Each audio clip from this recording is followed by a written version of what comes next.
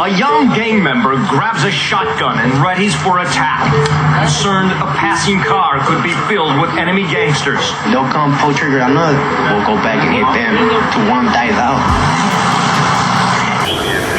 LAPD responded in force to this gang-related shooting in December. Police say 2 gang members robbed 2 people, then ran into the property. City Attorney Mike Feuer says that's just one of 9 shootings here in 15 months. Good on 14th Street can't leave. We're the baddest body all around. Can no home? Once you get into our gang, that shit, there's no way out, man. On April 6th of 1981, shortly before midnight, Lopez and Burnell were walking in the Hollywood area of Los Angeles, California. The two had been out enjoying the night with other friends at a couple bars, but called it a night and started to head home. On their way back, the 2 men were near the intersection of Ascension and Romaine Street when they were approached by a vehicle containing 2 known Clanton 14 members, Sergio Anejo Gamez and another man nicknamed Dix, who were known for their brutality around Los Angeles. The 2 Clanton 14 members, they immediately got out of the car and started pressing or aggressively talking to the 2 men. And once close enough, the Clanton members asked, "Where y'all from?" and started accusing the victims of being rival gang members. Lopez and Burnell, they knew they were in some type of danger, but they thought that they could talk their way out of the situation. Sadly, they never had any idea what was about to play out. The 2 denied any gang affiliation and said they didn't want any trouble.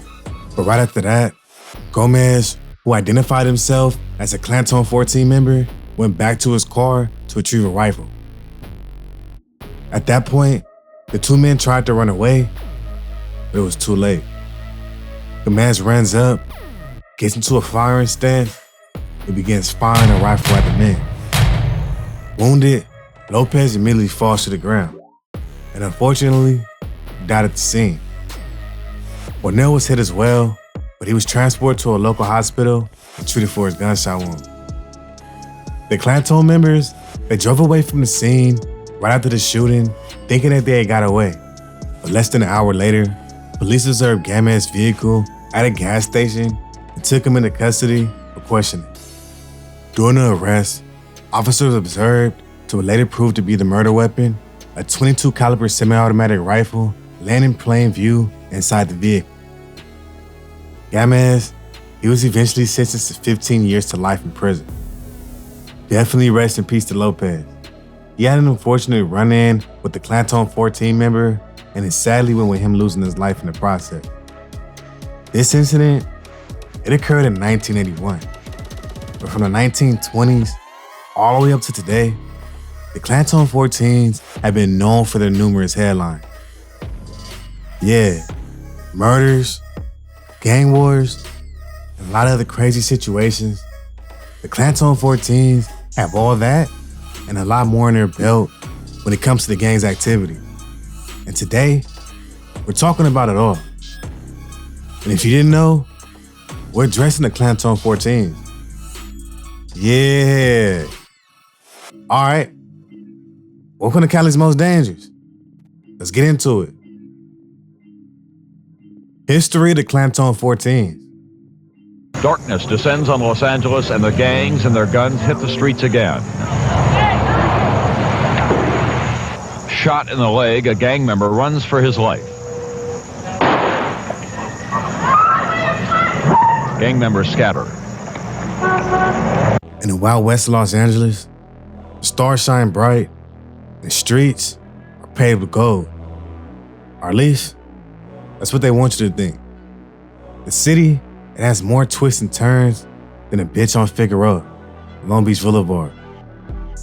From gold mines to Hollywood icons, it's a place where dreams are made and broken faster than you can say action. The city of Los Angeles was a part of the gold rush and the oil rush, and houses the Los Angeles Memorial Coliseum, which was constructed in 1921, which has hosted a lot of world-class events like the Olympics, the World Series, and Super Bowls. But the underbelly of Los Angeles has always hosted several underground establishments like speakeasies, which were basically illegal liquor stores and bars, which got a lot of their liquor from underground tunnels that are still under the city to this day. The city, it was also ran by infamous criminals like the mafia, had corrupt politicians and cops, and is the founding location of a lot of prominent gangs, including the Clanton 14.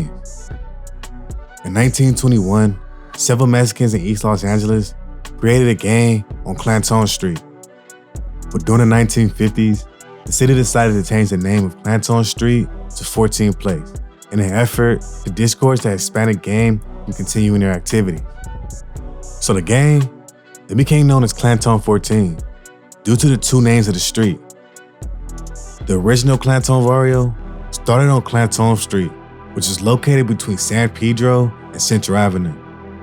The territory of the barrio once went from north of Olympic Boulevard to south of Santa Barbara Avenue, which is now known as Martin Luther King Boulevard.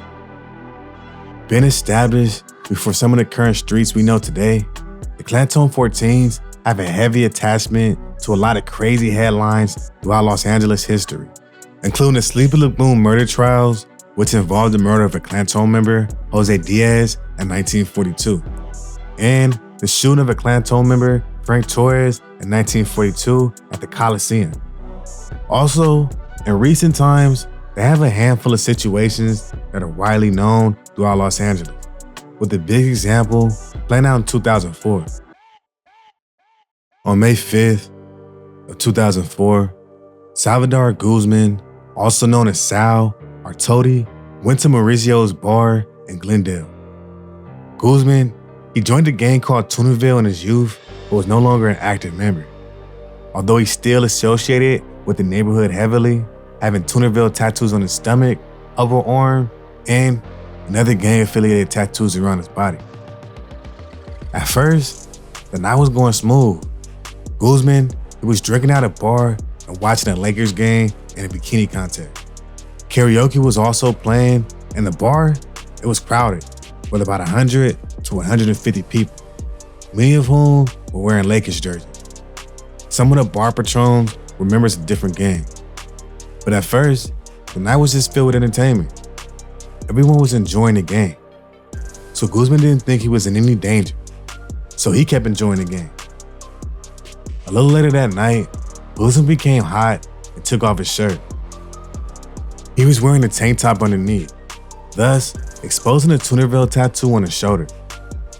But he was minding his own business, so he didn't notice anything suspicious or do anything to provoke anybody. Guzman was standing and talking with friends, but while doing so, someone walked up to him and shot him in the back before running back into the crowd. From another angle were two key witnesses, Michael and Tia Marino, who were also at the bar that night. They knew Guzman when they were younger, but had not seen him in a long time. So they said what's up and talked to him for a bit before continuing to watch the game. The Marinos were standing about 5 feet behind. And to the right of Guzman, there was a man standing next to Tina Marino. She noticed the man was fidgety and nervous, and that his hands kept going near his shirt. Michael Marino, he also paid attention to the man because he looked suspicious. Michael, he also saw the man, he had his hands around his waistband underneath his shirt. And a couple minutes after that, Marino heard a gunshot and seen Guzman jump as the man quickly went out the side door. Immediately after the gunshot, the Marinos and others in the bar ran outside the door. Once they did that, the Marinos saw the man walking alone quickly up the street. Michael Marino saw people pointing and shouting, "That's the guy! That's the guy!" And Tia Marino saw the man run after he reached the corner. In addition, Melissa Cortez, who was Guzman's girlfriend, was with them when he was shot. And once outside after the shooting, she saw a man walking alone down the street. Cortez then yelled, "That's the person who shot my boyfriend!" Other people were saying similar things. Although Cortez did not see who shot Guzman, she assumed it was the man walking down the street, as he was walking away so quickly. That man was Robert Alonzo, a Clanton 14 member known for his violence. After the shooting, Alonzo quickly starts to make his departure away from the scene. Meanwhile, Glendale police officers were in the area. They saw Alonzo step off of the curb and jaywalk towards him very quickly. But Alonzo wasn't looking at the officer's direction. He was looking down at his cell phone and to his left and right. The police thought this behavior was suspicious and detained Alonzo. They found no weapons on him or in the surrounding area, but they still performed a gunshot residue test on him. The test showed 4 particles of gunshot residue on his right hand and 3 on his left hand. The results indicated that Alonzo either fired a gun or had been between 14 feet of a gun that had been fired, or touched the hand of someone who had fired a gun. Investigators also found that the Toonerville gang was a rival of the Clanton 14 at the time of the shooting, and the bar everyone attended was in the Toonerville territory and is a gang hangout. In the bar's bathroom, Toonerville gang graffiti was crossed out and Clanton gang graffiti CX4 was written on the wall. This shows that the gangs were not just rivals, but were at war. Crossing out another gang graffiti indicates violence will follow. Given a hypothetical, based on the facts of the case, detectives opined that the crime was committed in association and for the benefit of a criminal street gang, the Clanton 14. Fortunately, Guzman, he survived. He went to the hospital where he had surgery and stayed there for 16 days. And through a thorough investigation that came with surveillance evidence, witness statements, and gang evidence, Robert Alonzo was sentenced to 15 years to life in prison. Thankfully, no one was killed in this incident, but it's more than a few different situations that ended a lot worse than the last. With those few mentioned stories, and the many others that followed the Clanton 14s, it's safe to say that death is very close to the Clanton 14. Yeah, gang wars, shootouts, set up murders, a lot more crazy shit. This gang has done all that and a lot more. Signs of warfare are commonplace. Homeboys constantly trade off as lookouts on street corners. We have shotguns, the M1 and the other side have handgun and shit on it. Well, speaking of the 14, being one of the first Mexican gangs in Los Angeles, the Clanton 14s have a unique name with the 14 at the end of it. People have falsely identified Clanton 14 as Norteño gang from Northern California. But the Clanton 14 has been used with this gang since about 1952 or 53, representing 14th Street, not Northern California. Although Clanton 14 are a Sereno gang, they have never identified themselves with the number 13 in their graffiti. Clanton is not alone in this regard, as several other gangs from Los Angeles do not identify with the 13, such as the Choppers 12, the Eastside Clover, Premier Flats, White Fence, 38th Street, and 18th Street, which is actually a gang that originated from the Clanton 14. From the gang's foundation all the way up to the 1990s, the Clanton 14s were strictly a Mexican gang. But due to an influx of immigrants coming from other countries like Guatemala and El Salvador, Los Angeles, California was seeing a huge shift in demographics throughout the 1970s, which brought a lot of poor and young foreigners looking for a new home. But at that time, the gang only allowed Mexicans into the gang, and it's alleged that due to their policy of not allowing non-Hispanic members, the Clanton 14 gang throwouts and rejects formed 18th Street. It's rumored that originally, members started a clique called Clanton 18th Street, which most Clanton 14 members rejected. This new identity created more division between Clanton 14, located on east of Hoover Avenue, and the teenagers living west of Hoover. And rather than dropping the 18, these new members decided to drop the Clanton, becoming a separate identity, 18th Street. This street gang was established on the opposite side of the spectrum when it comes to the membership of the gang. From the jump, this gang was mixed, from being formed by an American Samoan and also recruited by Salvadorians, Guatemalans, Asians, African Americans, as well as Hispanics. And though currently, the Clanton 14s definitely recruit other races, back in those days, It's alleged the race was a big source of the feud between 18th Street and Clanton 14. Like I already mentioned, it's alleged that Clanton 14s rejected other races into the gang, which caused tension with some existing members and the eventual formation of 18th Street, which ignited a deadly war between the gangs which can still be seen today. As a result of this split, 18th Street began to spread its influence in the Pico Union area. And by the late 1970s, Clanton had lost half of its first West Side neighborhood, and by the early 1980s, Clanton was losing its influence in the Pico Union area. Fast forward to today. While Clanton 14 may have lost a bit of their turf over the years, they're still kicking it in their stomping ground, keeping the streets of LA interesting to say the least. So there you have it. The gangster saga started at Pico Union, where the only thing more unpredictable than the weather is the gang politics. Welcome to the Wild Wild West. Who are the Clanton 14s? What's up, Clanton? Risky's gang is Clanton 14. We find some here at their hangout spot in North Hollywood. The Clanton 14s are one of the oldest Mexican gangs in Los Angeles. Scratch that.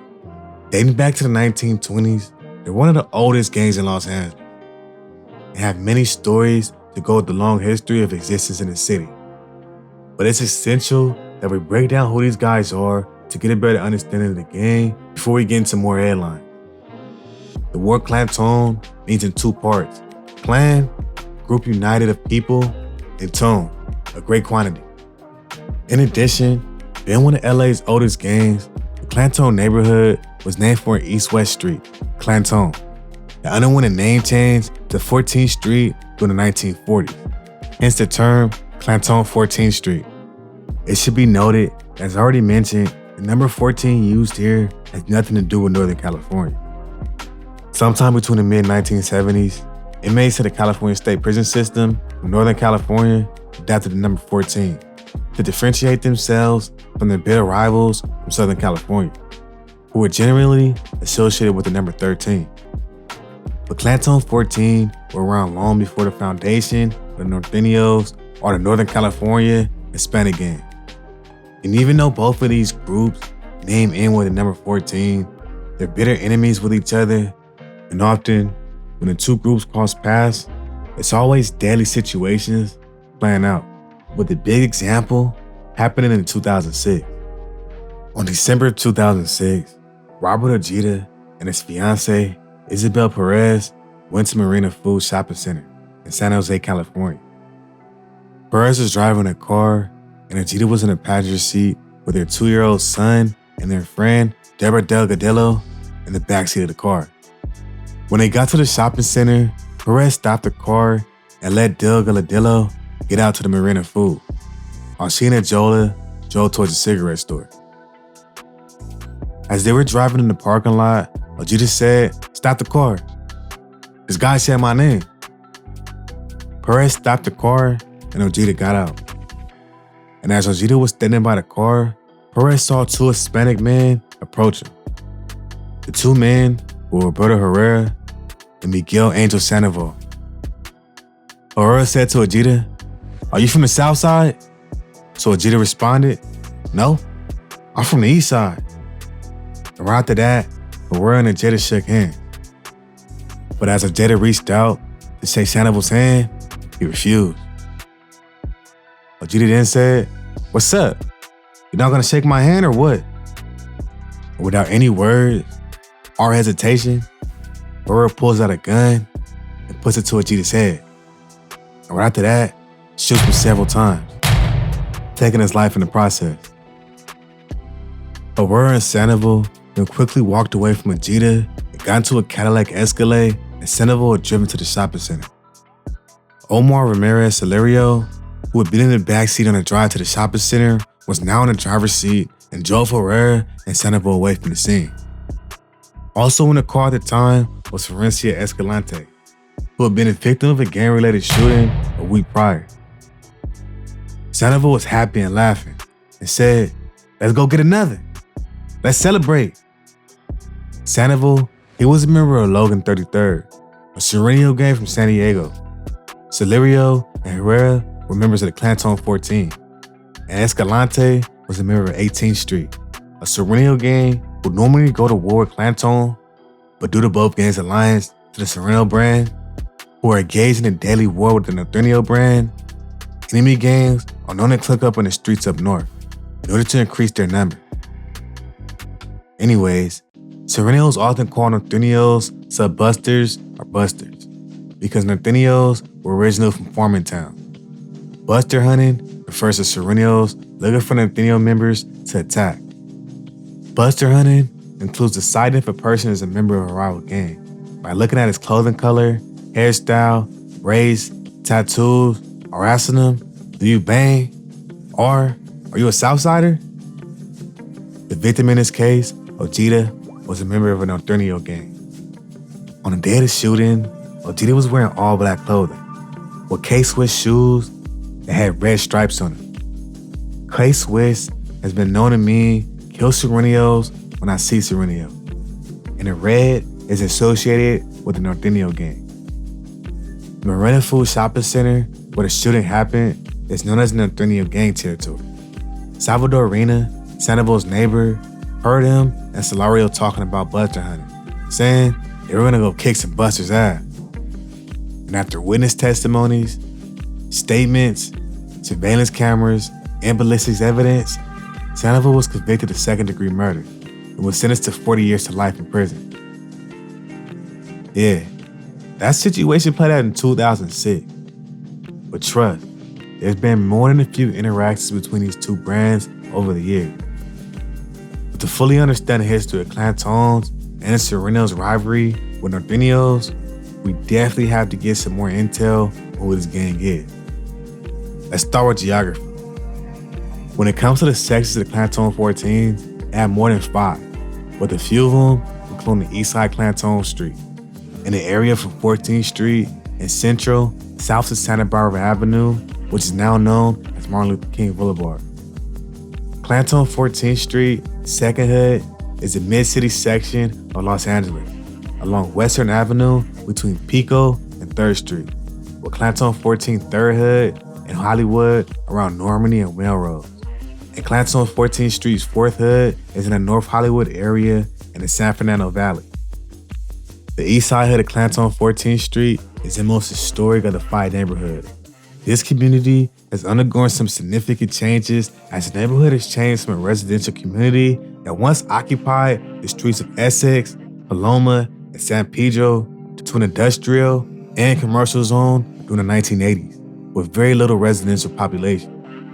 Westside Clanton Barrio formed in the Pico Union area from west of Hoover Avenue to east of Figueroa, between north of Olympic and south of the Santa Monica Freeway, during the late 1950s or the early 1960s.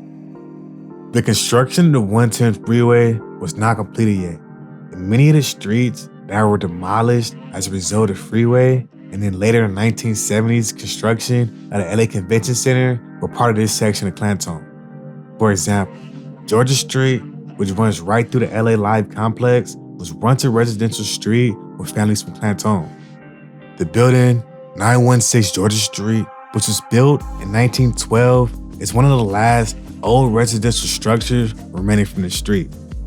When it comes to rankings, in these gangs, they have more than a few, but in general, back in the days, the Clanton 14th Street's first hood was made up of 6 different standings when it came to power within the gang.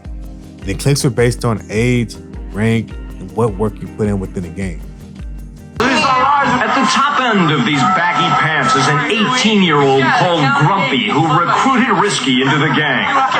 Risky says he looks up to him. Look at how he acts and all that, all down, talk, kicks his ass, and I just look at him like, damn, too loud. The Pee-wees, they were from age 10 and 13. The Tiny Locos were from age 14 to 15. The Dukes were age 16 to 17. The Midgets were age 18 to 20. The Cut Downs, age 21 to mid-20s. And the Veteranos were the OGs from the hood, which aged from late 20s and up. And all that was divided into cliques based off of the location of the member. Some of the cliques include 25th Street, 31st Street, 32nd Street, 35th Street, Adore Street, Maple Street Locals, the Pee-wees, Night Owls, Trinity Street Gangsters, and the Joker. Life here at this apartment building where Grumpy lives with his parents and sister explains why. Clanton graffiti scars the walls and Grumpy's mother. But some of these cliques have more than a few prominent members. In fact, the Mexican Mafia, or La M, who are the top prison gang in California, who the Clantons are allied with, inducted members from Clanton, including Bill Frisbee, also known as Hoss, and Curran Elmore, also known as Sloppy, who died of AIDS in prison in 1991. Due to these ties to La M, the numerous cliques spread through all Los Angeles, the prominent figures who put in work for the gang, their brutal means of operation, and the gang's deadly histories, the Clanton 14 had developed a long list of enemies and rivals. Allies and rivals of Clanton 14. Signs of warfare are commonplace. Homeboys constantly trade off as lookouts on street corners. We have shotguns, the M1 and the other side have handgun mission on us. And this is not Bosnia. It's a neighborhood in East Los Angeles. The Clanton 14s, they have a rich history when it comes to the gangs in Los Angeles, and over the years had developed some allies, including the North Hollywood Boys, the Harpies, and some other gangs that fall under La M's brand. But other than those few mentioned gangs, and a couple more, that's pretty much it. Being one of the oldest gangs in Los Angeles, the Clanton 14s have a history of beefing with a lot of gangs, some of which are not even active today. But some of the active gangs they're still known to go to war with include the Norteños, which are actually a collective of gangs across the northern region of California. The Black Diamonds, Mexican Posse, 18th Street, MS-13. They also have a history of beefing with 36th Street, the Avenues, and the North Hollywood Locals. In fact, there's prominent stories about their warfare, with each of these gangs including a deadly situation that played out in 2010. On January 23rd of 2010, Velasquez, Valencia, and Valentero, members of the Hollywood Locals criminal street gang, were roaming in an area in North Hollywood that belonged to their enemy.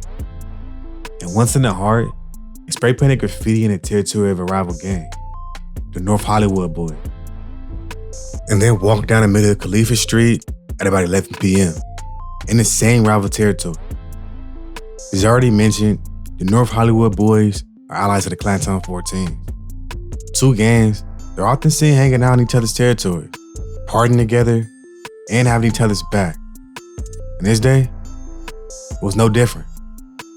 As Velasquez, Valencia, and Valentero were springing their hoods on the walls, a well-known Clanton 14th Street named Tony Murillo, dressed in black, approached the men and asked, "Where you guys from?"